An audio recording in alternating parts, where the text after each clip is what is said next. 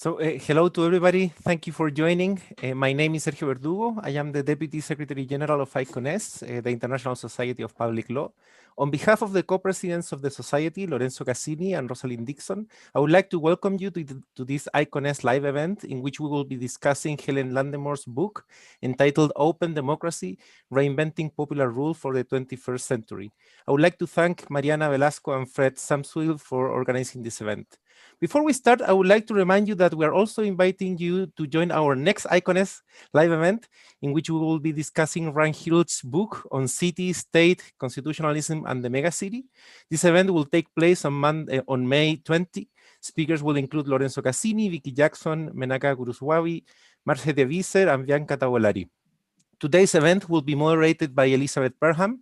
She's a PhD candidate and a teaching fellow in the Faculty of Law and Justice of the University of New South Wales in Sydney. She holds an LLM from Harvard Law School, where she was a Frank Knox Fellow, and she also holds a Law and Arts Honours degree from Victoria University of Wellington in New Zealand. Elizabeth will now introduce the speakers and explain the workshop's methodology.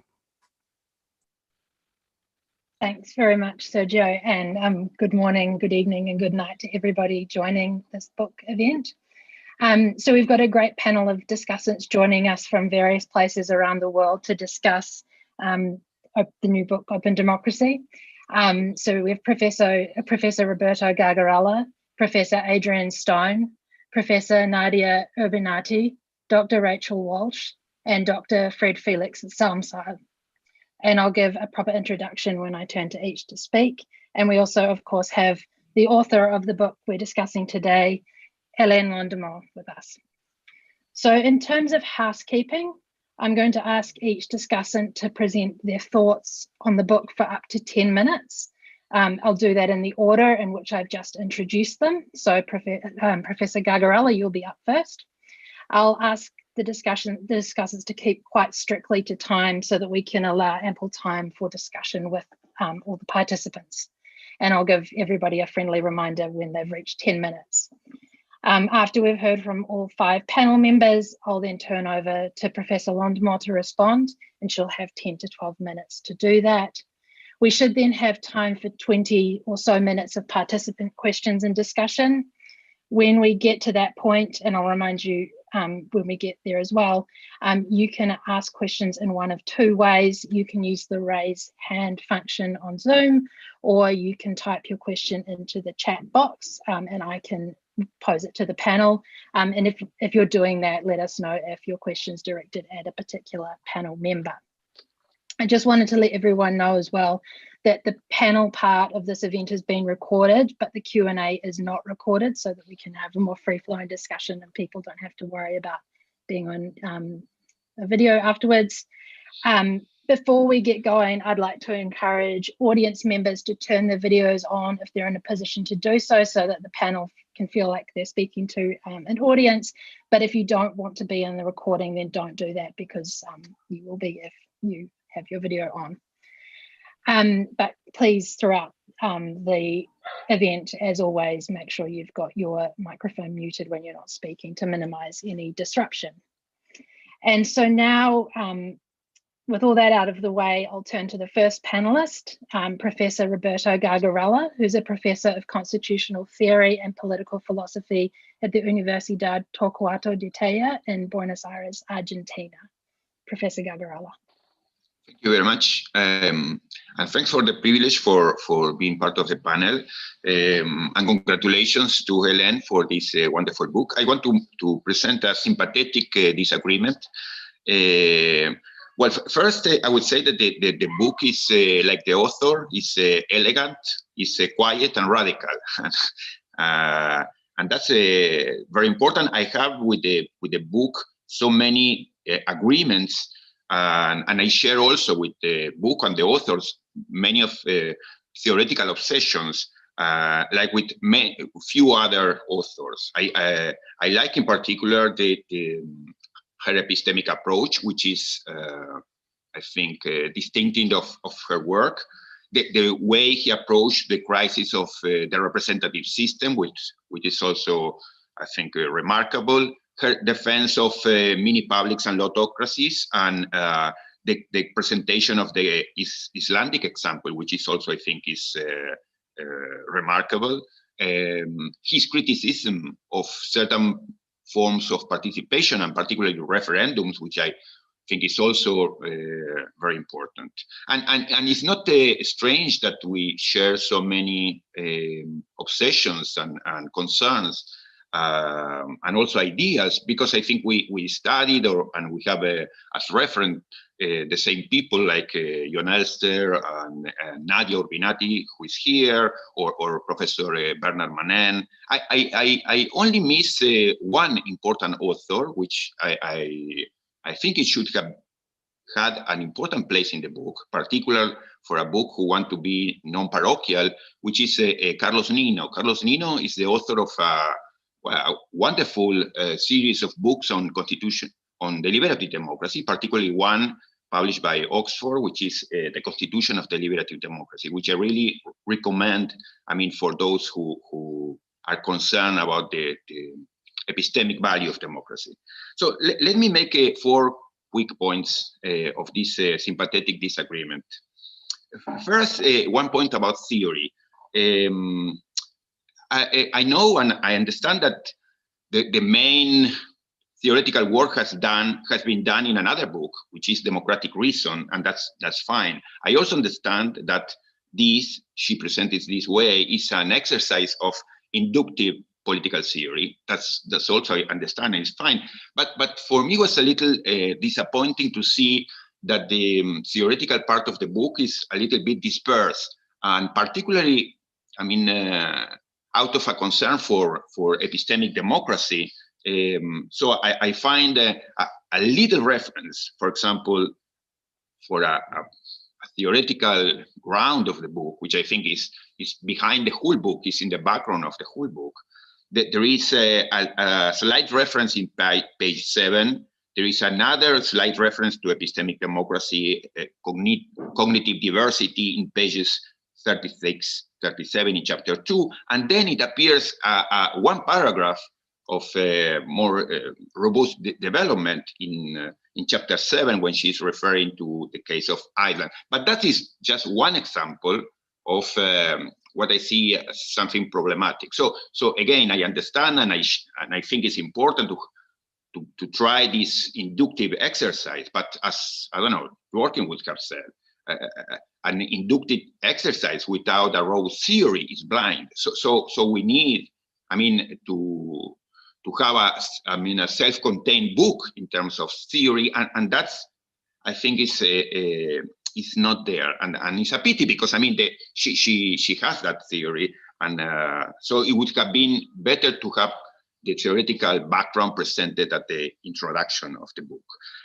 Just one footnote about the theory, but this is something that we could discuss with the author in a different place, perhaps. But I would, as an epistemic Democrat, I would question her peculiar approach to epistemic democracy. In one point, I think we epistemic Democrats should not link the defense of the epistemic defense of deliberative democracy, mentioning, as she does, that we are looking for, I mean, trying to track the factual and moral truth about the world. I think that's an unnecessary, ambitious exercise that creates a lot of problems. Many of the problems that, for example, Christina Lafont mentioned to her in her book on Against Shortcuts, which are problems regarding, well, you are defending an epistemic inclusion, but not a democratic inclusion. I think what we are doing is a different exercise. We epistemic Democrats, what we are doing, we're trying to do is to justify the use of coercion in democratic communities. So it's an exercise that belongs to us, not to the world, to us, members of this community. And it's not that we are looking for the truth. We are looking for a more impartial solution, that is respectful to all of us, that treat all of us, as Dworkin would have said, with equal concern and respect. So we are not looking for the truth, although that could be a goal which is behind our more important task, which is justifying mutually the exercise of coercion. So just to clarify the first point. First, I think that there is a problem concerning the theoretical foundations of the book, because the theoretical aspects, the more important, are in a way dispersed, and you have to look for these in different parts of the book or in previous work. But second, I think that there is a discussion to be developed concerning how to understand the epistemic democracy, but that we could reserve for later, for a different opportunity. The second point is about history. I think that the book, which is wonderful exercise, I repeat, and I don't see this just to please the author. I am really identified with her enterprise. But it was a pity for me that I found it devoid of history. So, and it's not just mentioning history, and it's not just that I like history, but it's in the end a concern for the material conditions of an open democracy. So, are the conditions that make the project possible, and are the conditions that are going to make it stable or not? So it's a reflection about how the old is going to restrain the new, and how the past is going to limit the present. And I think that this absence of history, this absence of a more precise study of the material conditions of an open democracy is problematic, because it limits the force, the strength of the analysis. One example is her reference to China and the possibilities of having a proper transition to an open democracy in China. I think, that what for me was surprising, almost naive.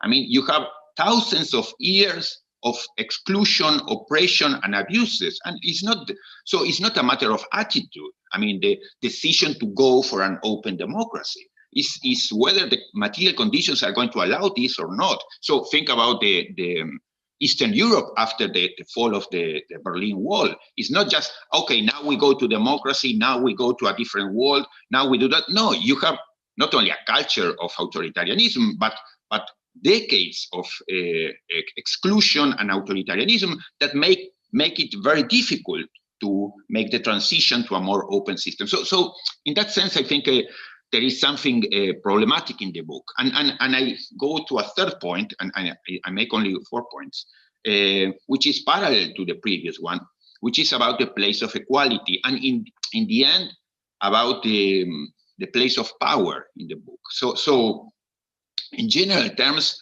I don't see an analysis of where the power relies. I mean, thinking about Stephen Luke's work, for example.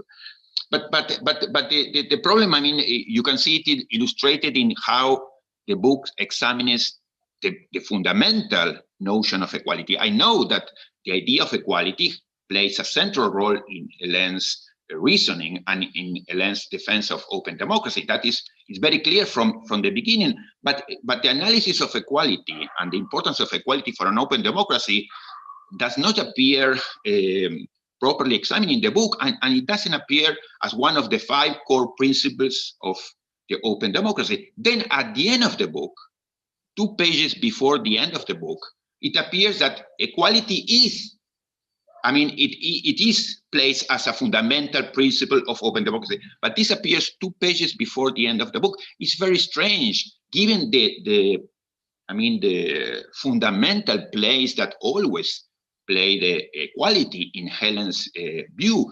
It's strange that this doesn't appear as a core principle in the chapter 5, and it only appears a fundamental principle at the end of. I don't understand why this happens, which is something that, okay, you repair it at the very end of the book, but in the middle we miss something.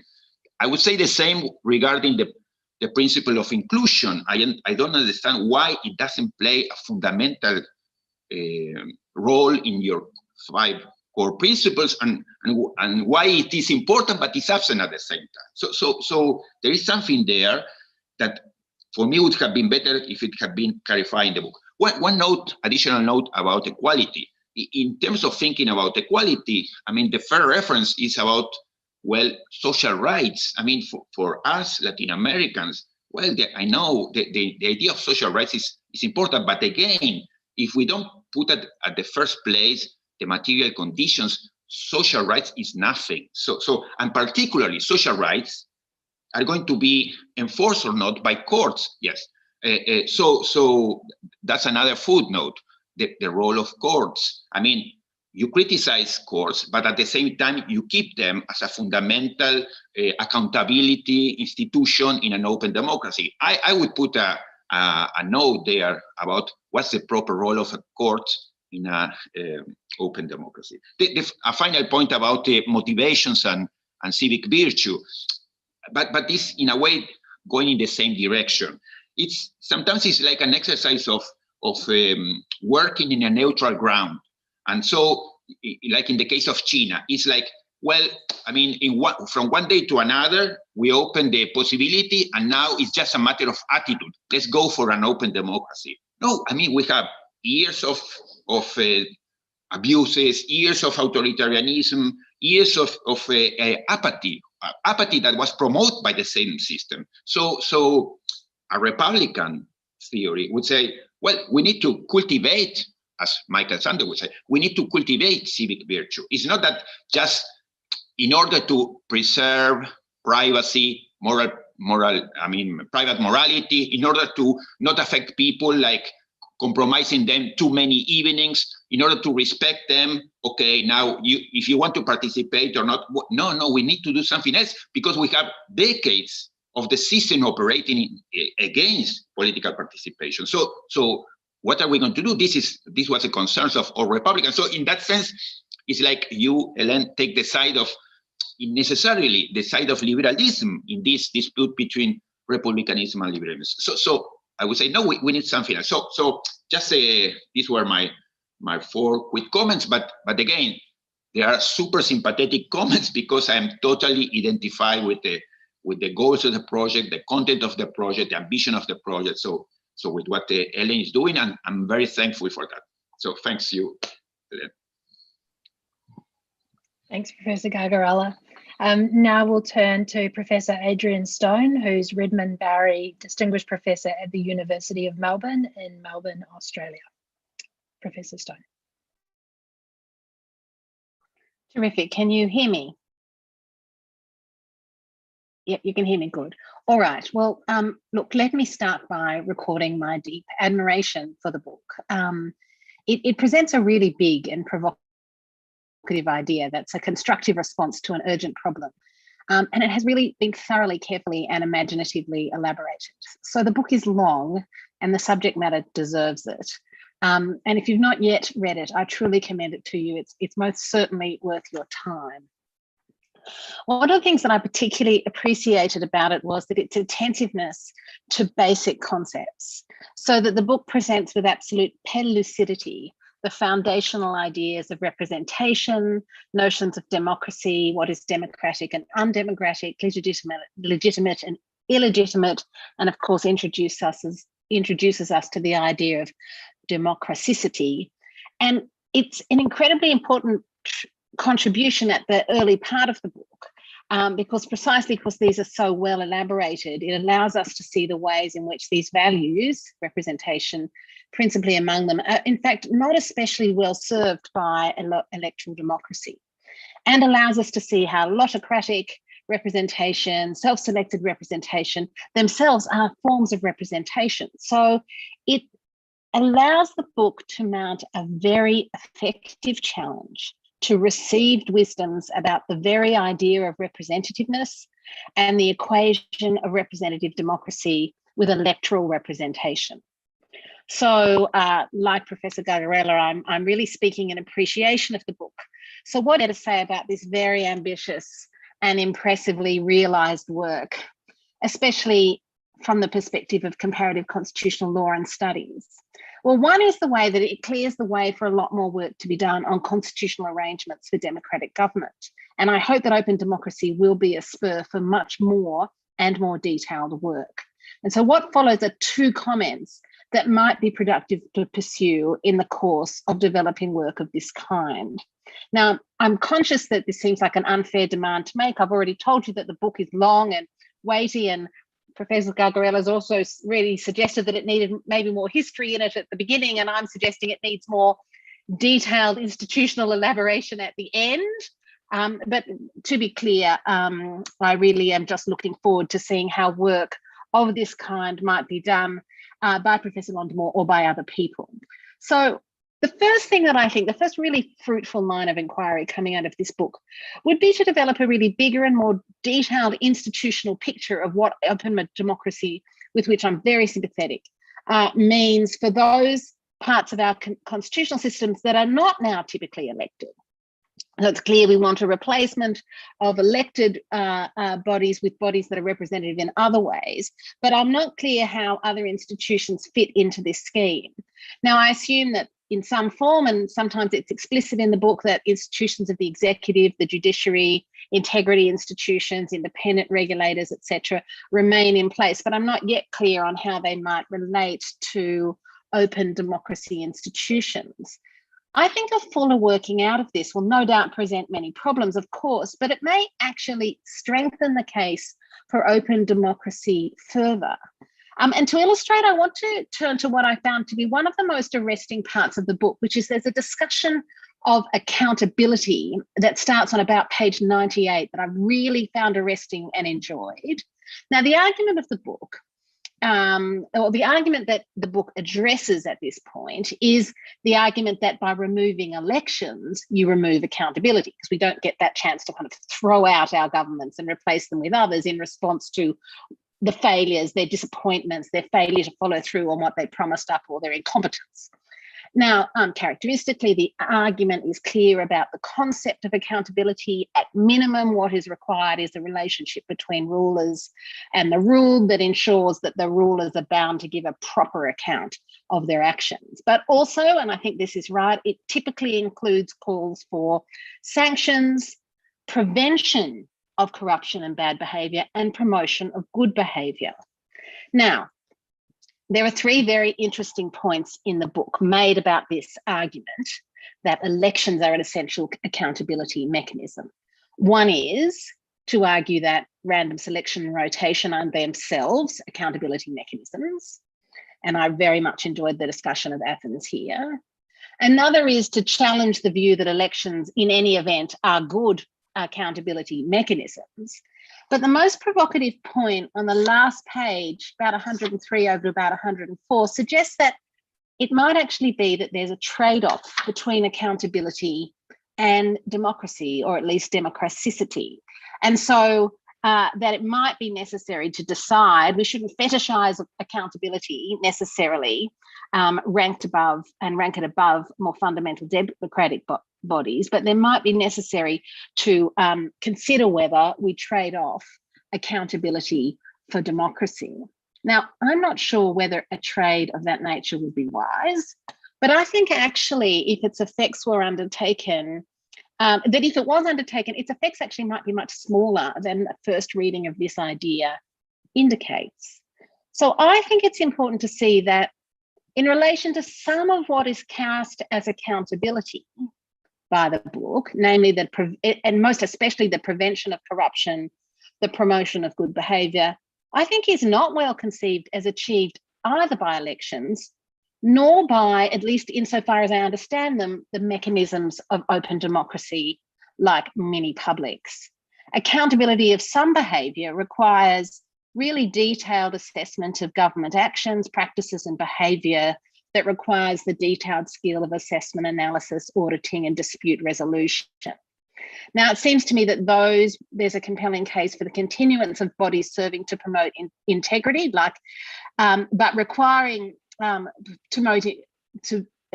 a compelling case for the continuance of bodies that serve to promote integrity in this way.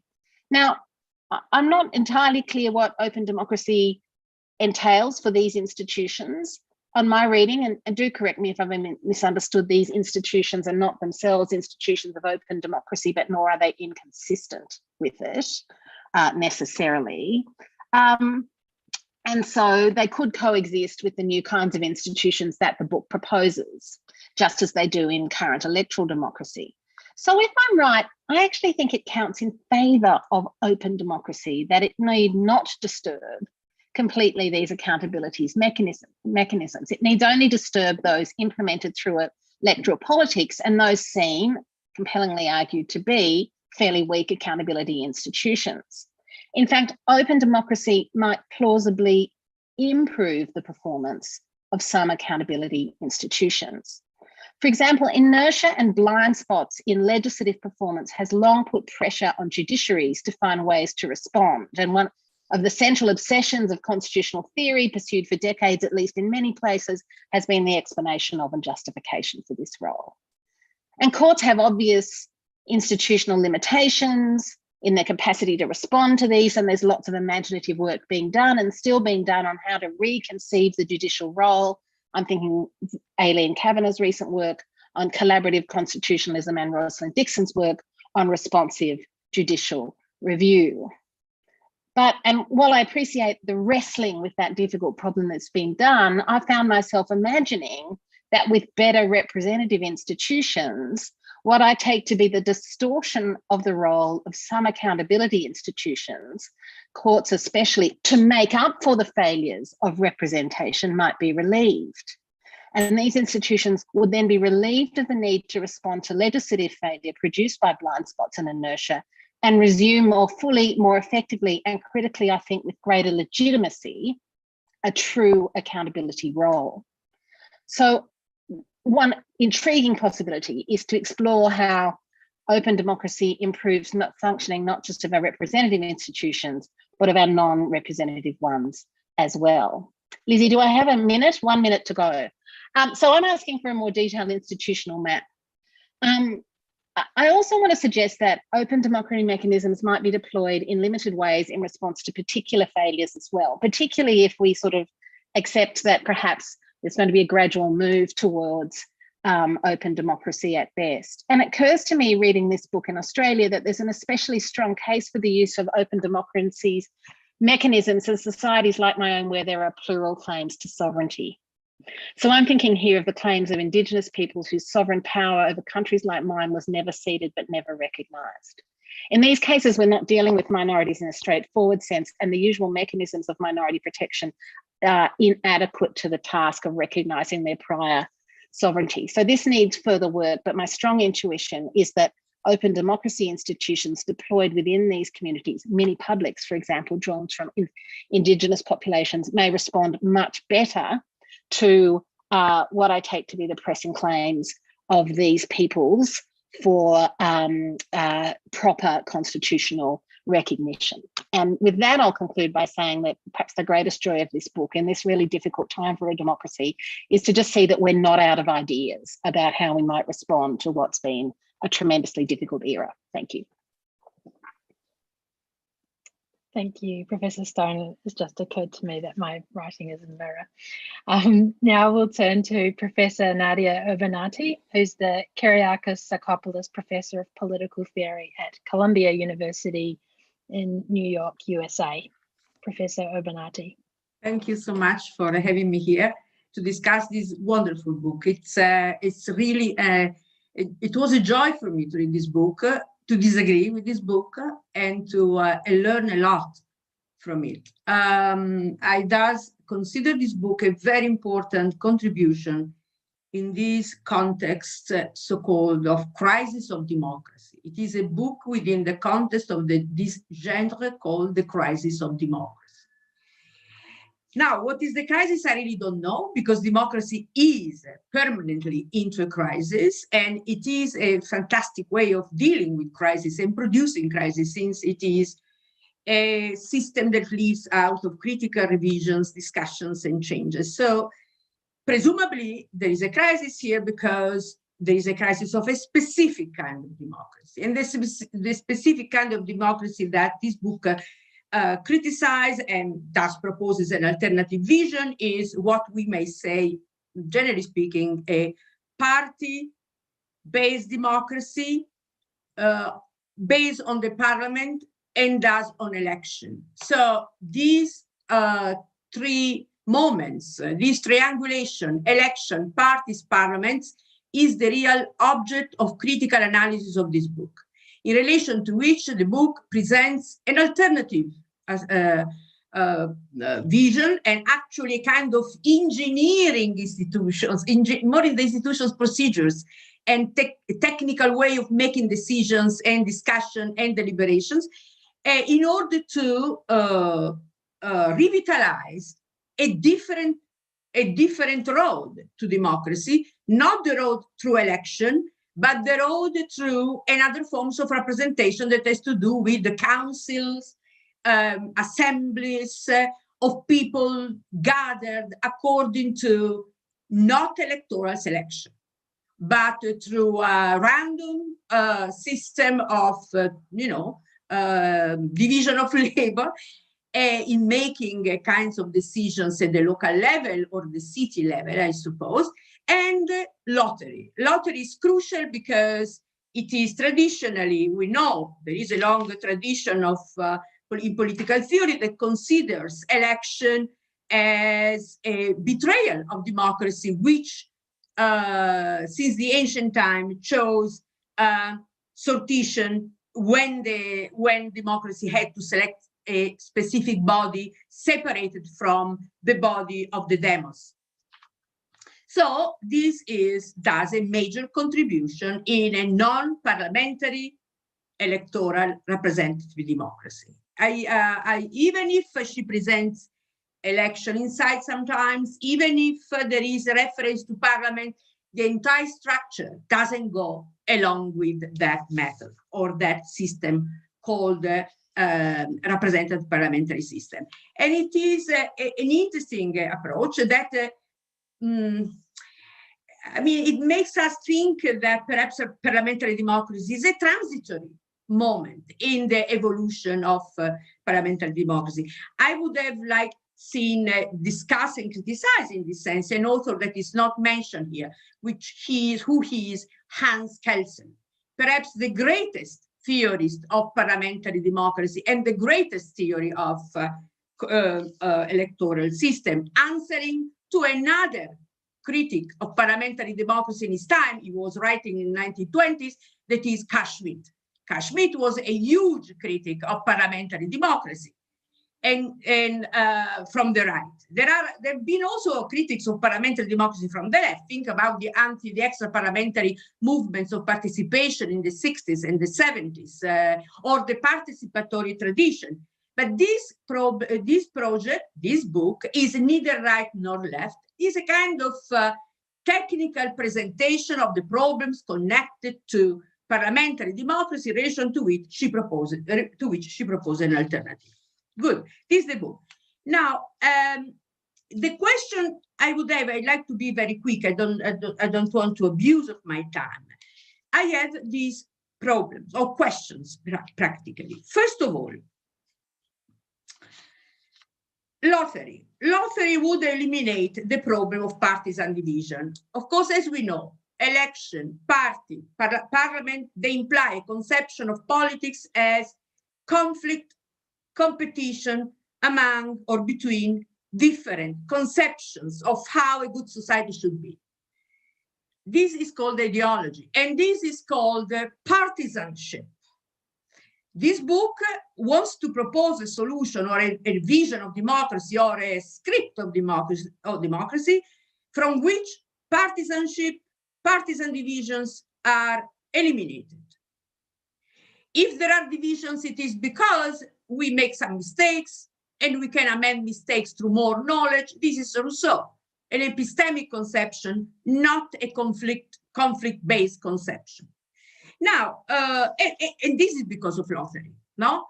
And she also discusses some examples of these so-called liquid democracy, like some movements emerging today, thanks also to the internet, like the 5 Stars movement, the Piraten, the Podemos.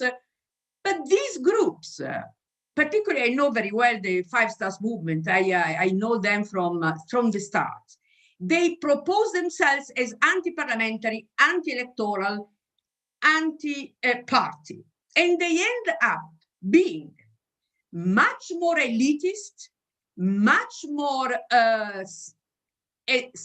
secluded in that small caste of elected, because the party they didn't want to have would otherwise limit the power of the new leaders. So we are here able to create a new leadership, even more entrenched, even more unaccountable, precisely because not party-based, but liquid-based. Who controls them once they've been elected and they say, I'm speaking for the 5 stars people. But who are the 5 stars people, since they don't have any organization? So this book is a little bit critical of organization of parties, and indeed, Helena goes back to the old liberal Ostrogowski as the theorist of parties as issue-based parties, capable of changing all the time without stabilizing.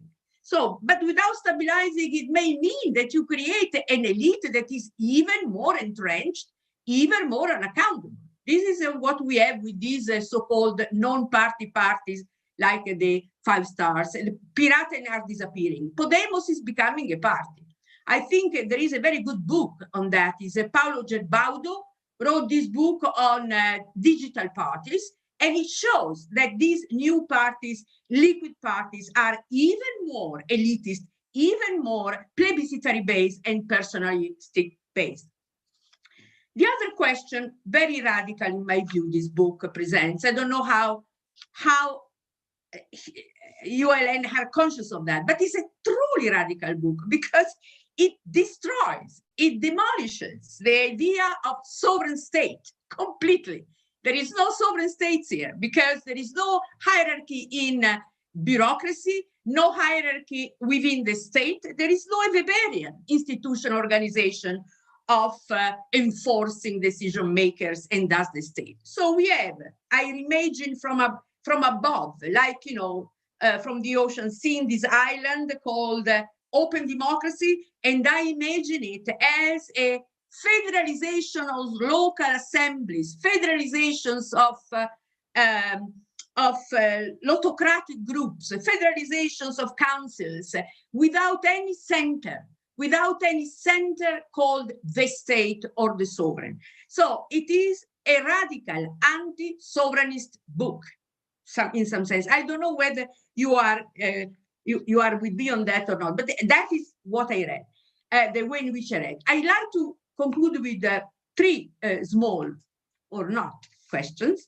The first, I think it's very important, first, in my view, that we are capable of enriching representative democracy in this way. Representative democracy is not static. It's not made simply on election parties and so on and so forth. So I think you did a great job in showing that we can enrich this representative democracy. Yet, these are my 3 small questions, or not. First, for sure, elections are not what alone qualify democracy.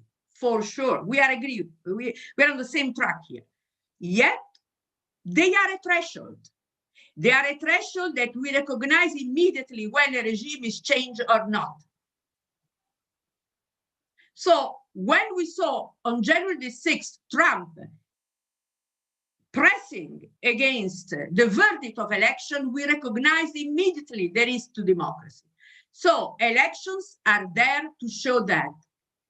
I think that deliberative assemblies, they don't do the same job of marking us a democracy or not. And they say so on purpose because how are we to recognize that the deliberative network is democratic or not? China, we know many now, a growing literature about China.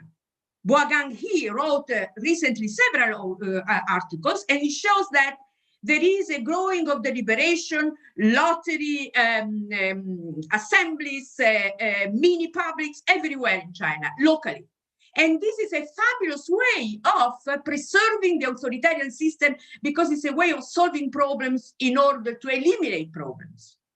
and does conflict. So it's a fabulous way of silencing, acquiescenting people. People become acquiescents because they solve conflicts thanks to these extraordinary deliberative inventions. So it's not a way, you can have a deliberation without democracy. You can have a lottery without democracy, but you cannot have democracy without elections. So how can you combine these thresholds? Finally, I'm very fine. This book is about solving problems, but democracy and politics are not simply solving problems, but creating problems.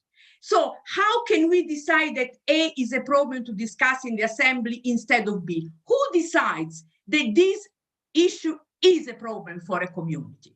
Who decides? So democracy, deliberation doesn't simply start in the moment in which we say there is a problem to solve, but it starts in the moment we say this is a problem. And the person or the group of people who say this is a problem, they disagree with other person who, or people or groups who say, no, this is not a problem. So at the beginning of democracy, there is conflict because there is disagreement on how to select a problem. And then we deliberate. This book is about then, not the moment in which a non-problem becomes a problem. It's about the process of construction of deliberative trial. Does this mean that there are no elites? Well.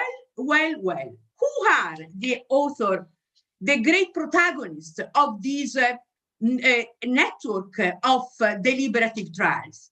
We have new technicians in deliberation, new tutoring, people tutoring the way in which deliberation works, those who select, those who create statistical groups. So this is the formation of a new elite, a technocratic elite, non-political perhaps, and thus apparently impartial and not prejudicial and not party or partisan made. This is for me the problem.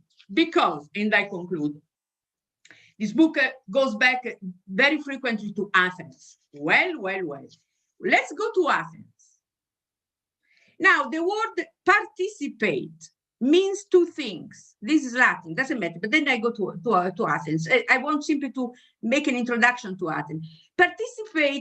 Participation, partecipare, is a Latin word. It means two things, not one. Two. First, taking part.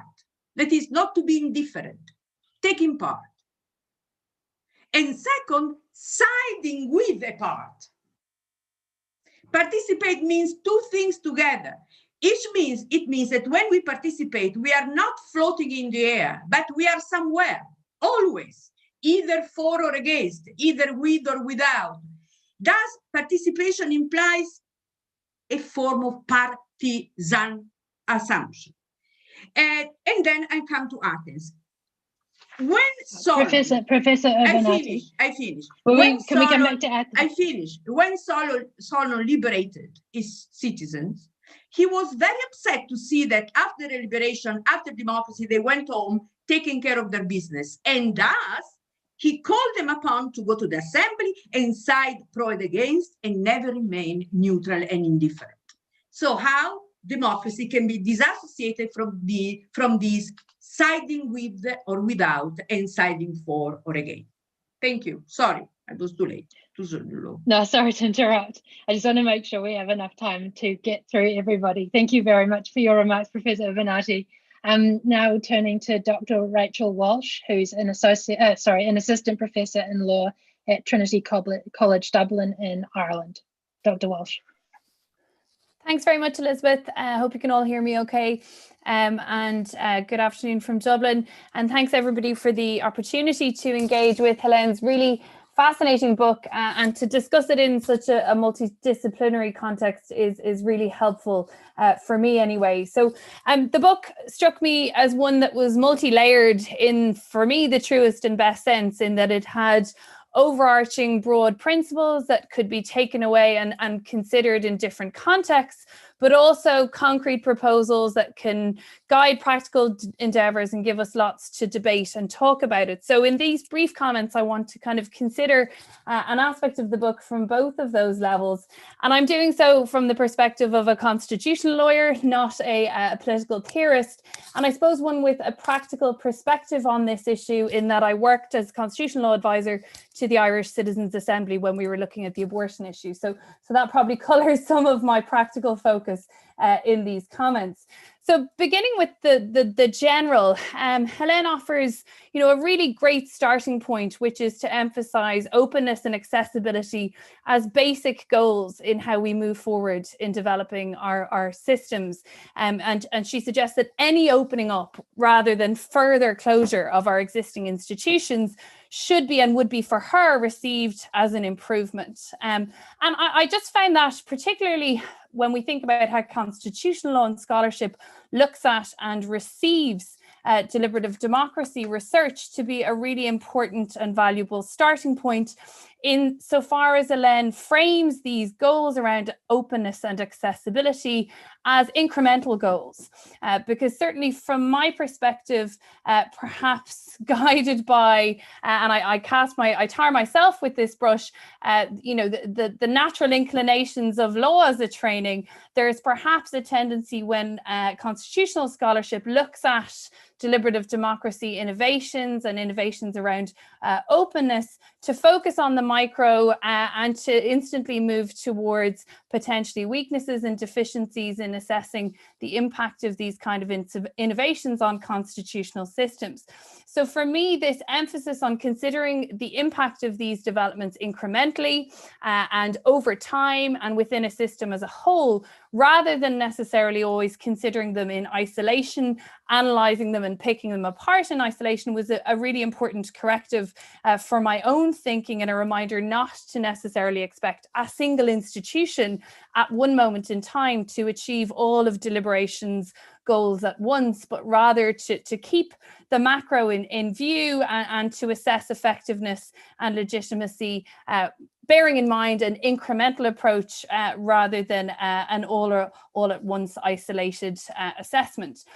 So that was a really positive corrective for me in terms of my thinking on this issue overall.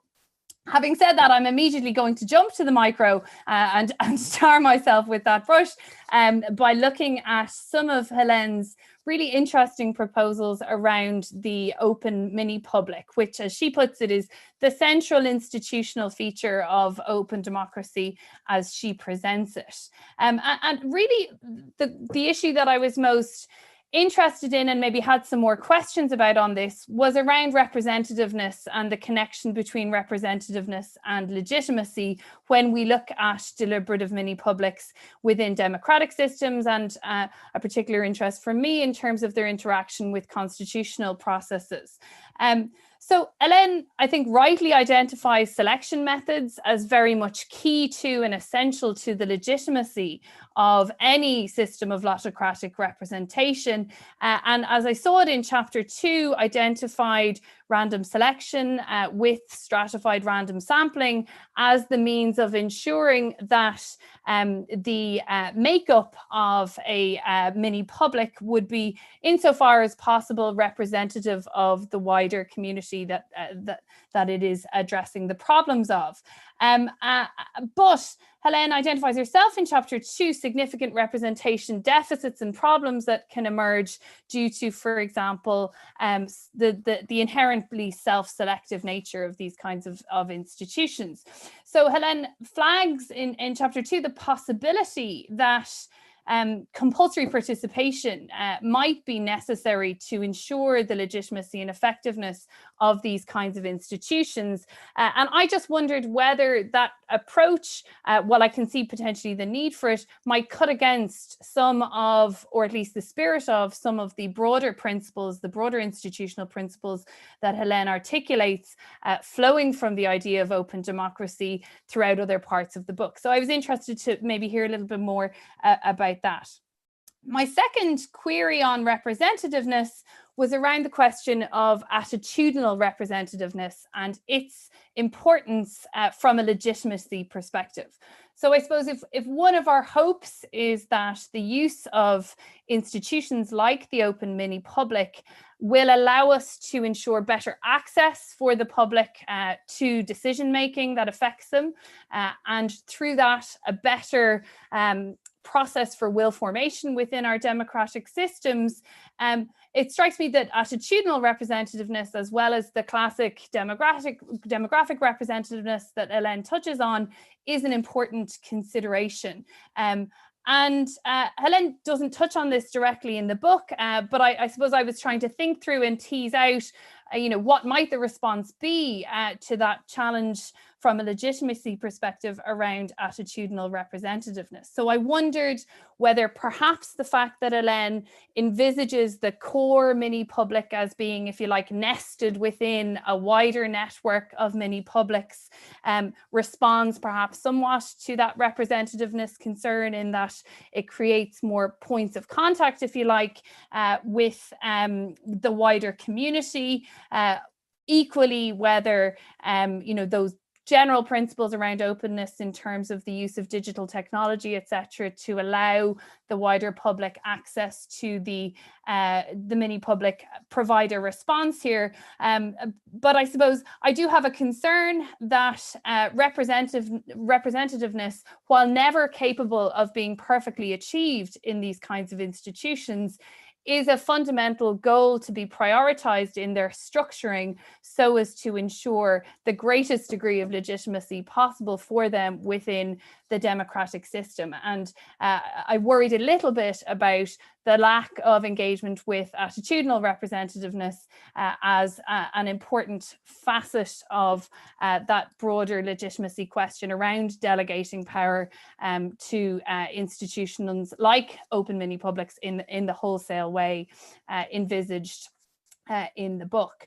And I suppose just linking on from that as a final substantive point, as a constitutional lawyer with a big interest in referendums coming out of the Irish system, I was very interested in Hélène's idea that, if you like, there would be a limit on the power of the open mini public insofar as momentous or significant or particularly controversial issues would require a link back to, as she puts it, kind of a moment of authority through a referendum decision.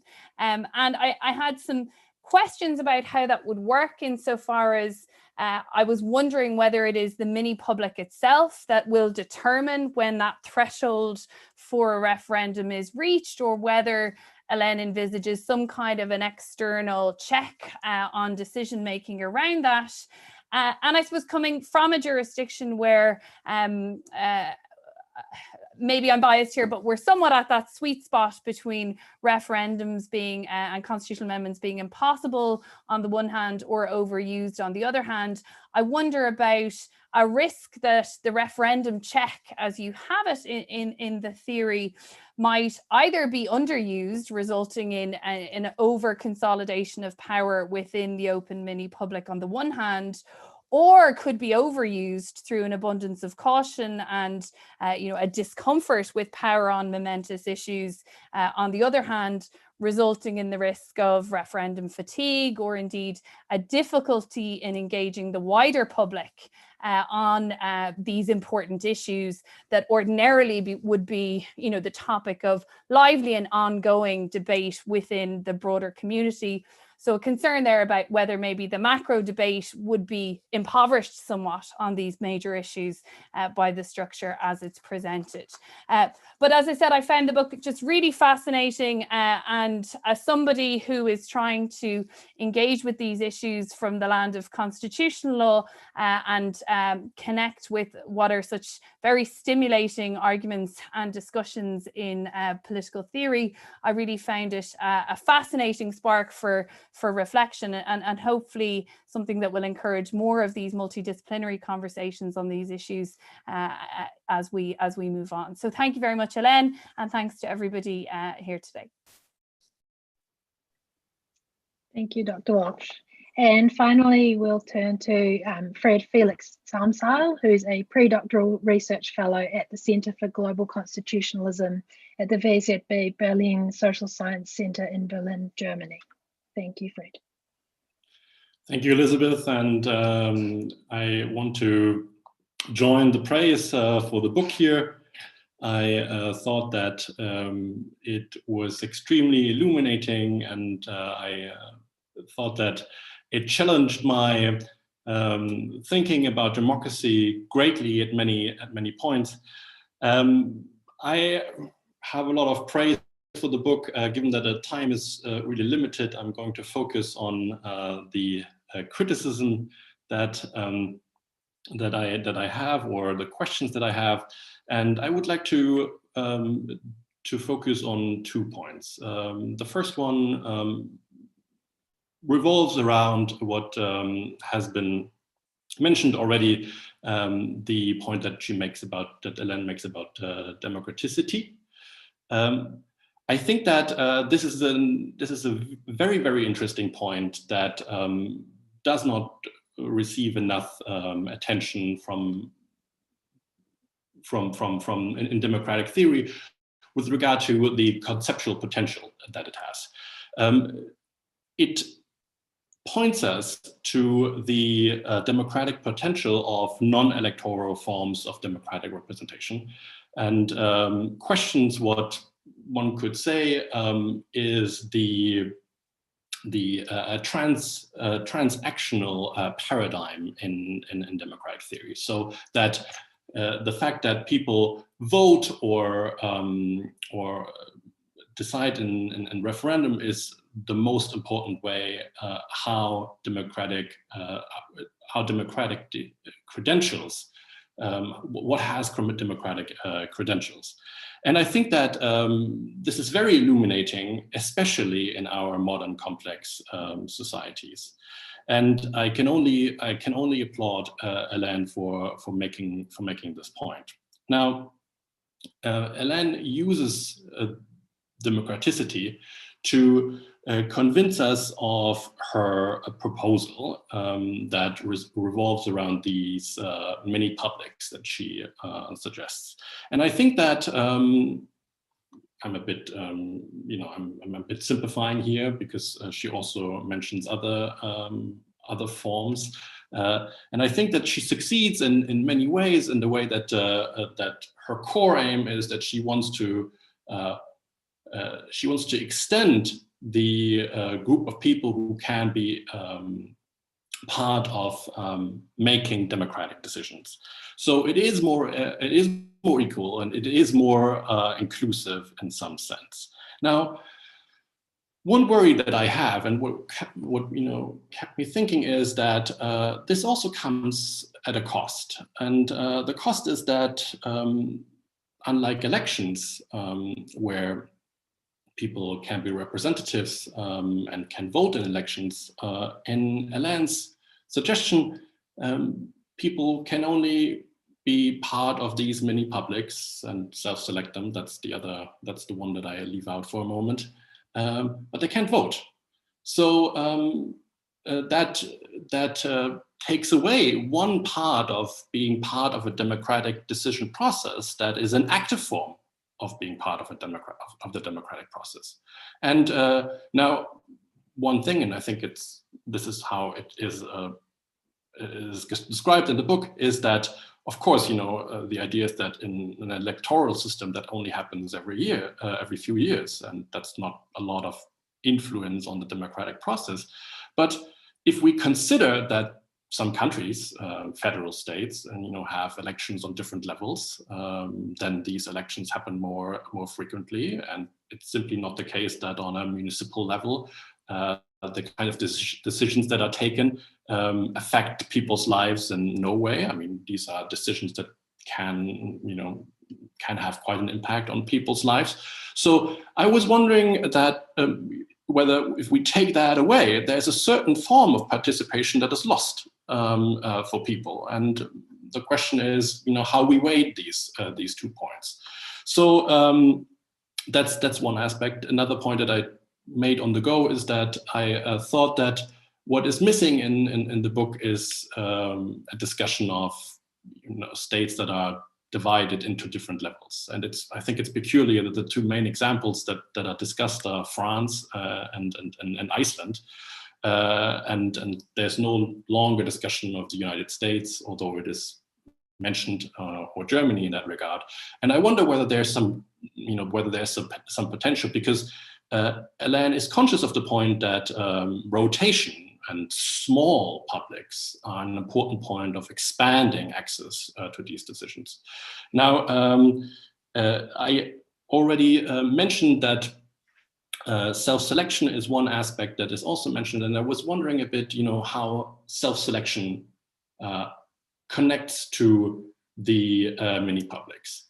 Both are mentioned. I don't quite see how they connect. I think that both are interesting. I feel that there is some tension, because from a normative perspective, the important point seems to me that that the mini publics are grant equal access to democratic decisions to everyone.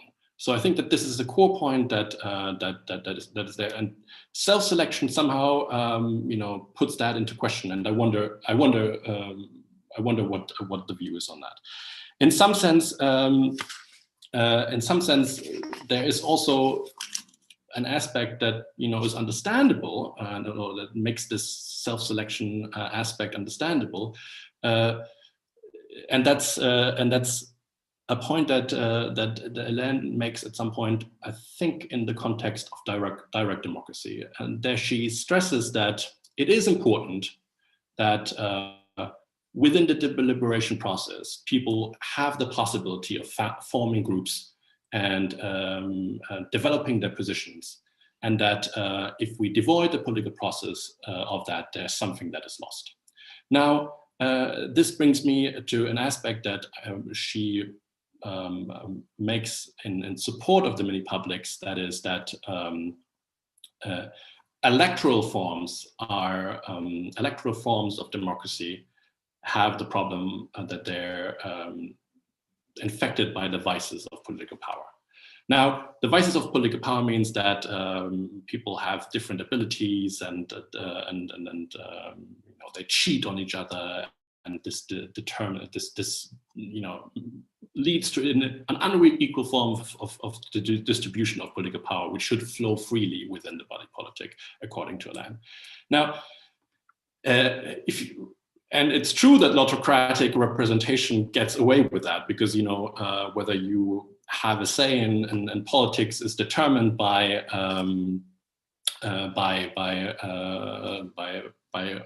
drawing a lot. Now, the question is that if there's self-selection, and there is a certain importance for people to form groups to develop their political position, then the question is, how should this be free of the kind of problem of political power that Hélène wants to get rid of?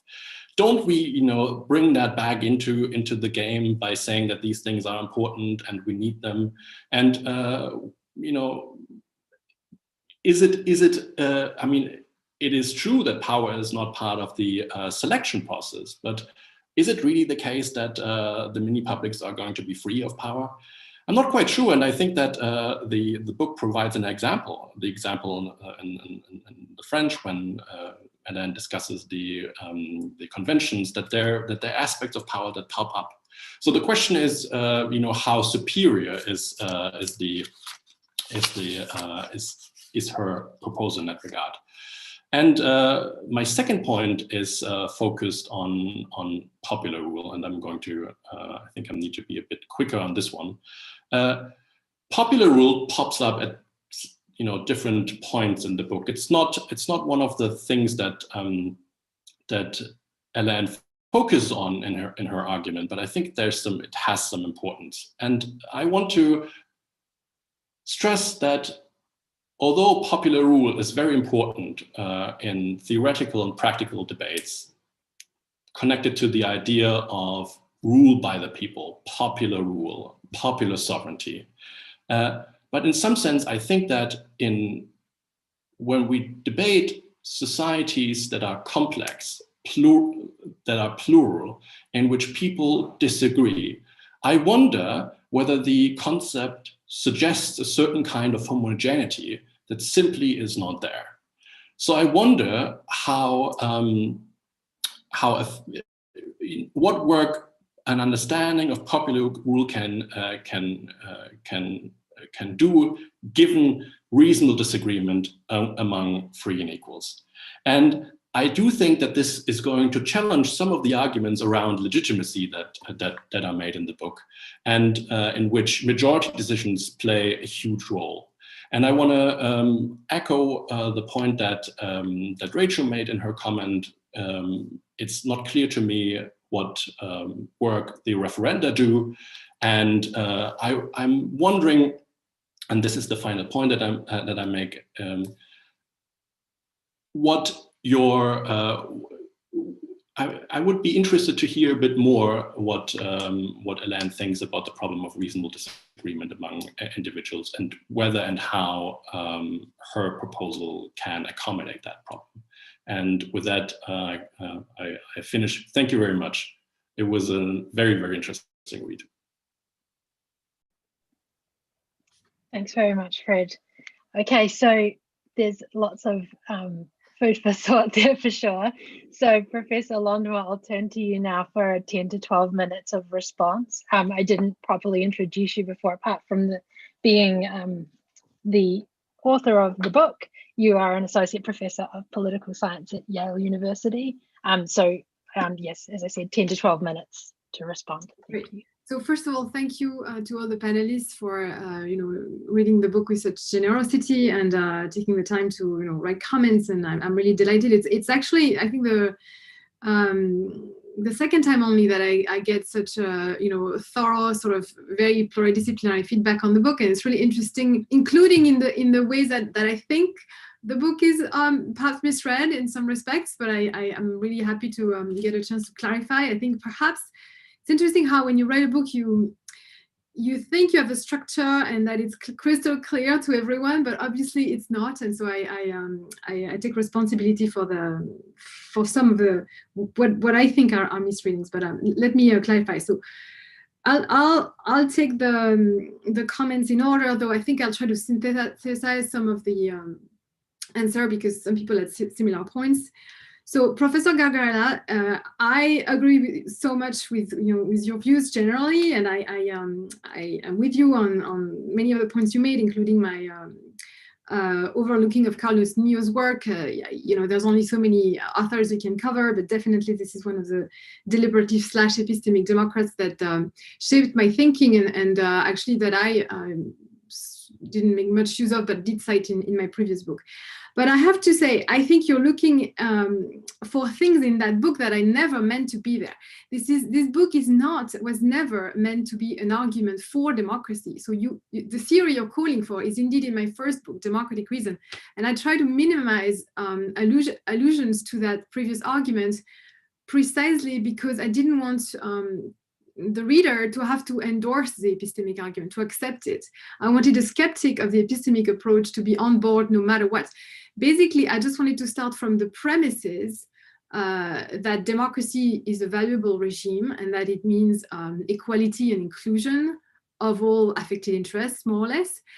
And I was interested in doing something much more modest than what you obviously expected me to do, which is to clarify the institutional principles that should undergird a system that claims to be a democracy today.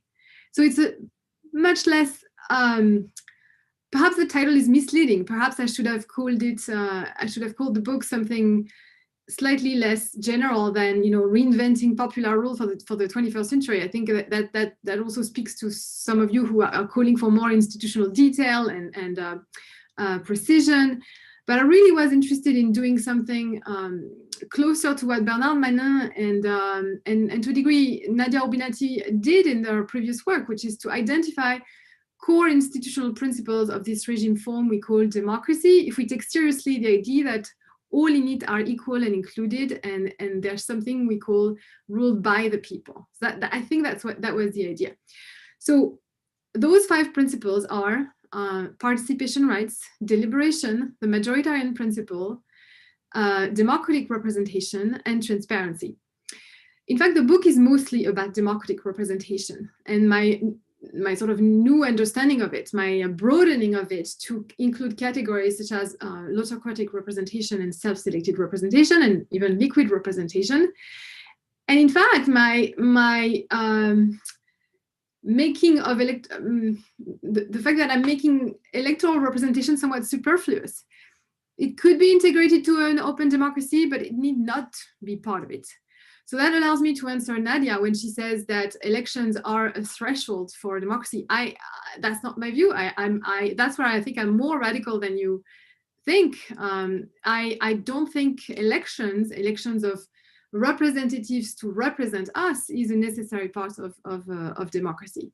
That said, that's why there's a misunderstanding that I absolutely have to dispel. I am not saying we can't vote in this system. Absolutely, we can vote. Simply, we can vote on issues. We don't have to elect people to decide on issues for us, if you want. So it's a combination of a new form of democratic representation, centrally autocratic representation, and moments of mass voting. And I think I probably made a mistake, obviously, if you come to the end of the book thinking that I'm banning voting. I did something wrong. I think I probably was too silent about these participation rights. I list them. I emphasize that they include voting, of course, but they go beyond that, and they include things like citizens' initiatives and rights of referral. They are crucial. They are the first pillar of this open democracy. It means that when a mini-public, for example, at the national level, comes up with a new law, every citizen can, gather enough signature to trigger a referendum on that bill if they're not happy with it. So they are the ones who can decide which bills are in need of being revisited, perhaps recalled, or just amended. So there's an initiative which is in the hands of ordinary citizens, even those who are not selected by lot to be part of this agenda setting / legislative autocratic bodies. So I think that's I wanted to say that at the outset, because I felt like that these were the two main, I think, misreadings of the book. And so the reason why I don't talk about equality and inclusion is because, remember, I'm trying to present a new paradigm of democracy. So I assume we already agree on the fact that democracy is about equality and inclusion. And in fact, representative democracy claims to be about that as well. So I'm not innovating here. I'm just taking those building blocks as like the foundational values of any regimes that claims to be a democracy. And I'm saying, look, if I look at the institutional principles that are going to translate those values into more concrete guidelines for a constitutional order, for example, then that's where my open democracy differs from representative democracy. Representative democracy is going to be structured around periodic elections, just to follow, for example, Manin's account, right? It's going to be periodic elections, independence of the representatives, trial by discussion, things like that. You can add normative principles that Nadia has theorized, like advocacy or representativeness. And that's fine. That's one translation of democracy, but I think it's not enough. And I'm offering a different list of principles, which are similar in some ways, but also quite radically different in other ways. And I call that open democracy. So that's why I don't have to talk about equality and inclusion, because these are the starting points in a way. It's true that in the last chapter, I go back to those and I say, okay, but maybe we need to revisit those as well, because if we are going to talk about something different than the nation state, for example, or something more expensive than the political per se, and talk about the implications of an open democracy for the economy, for example, then maybe even these foundational values have to be rethought in much more expensive ways. But it's a sort of extrapolation that comes at the end, and I think I need another book to be able to make those claims, to flesh out those claims. So again, I think the book is an exercise in concept clarification. It's not an argument for democracy, and it's not a complete blueprint for a new model. It's more like as I say, a set of institutional guidelines that can be declined in various forms. And I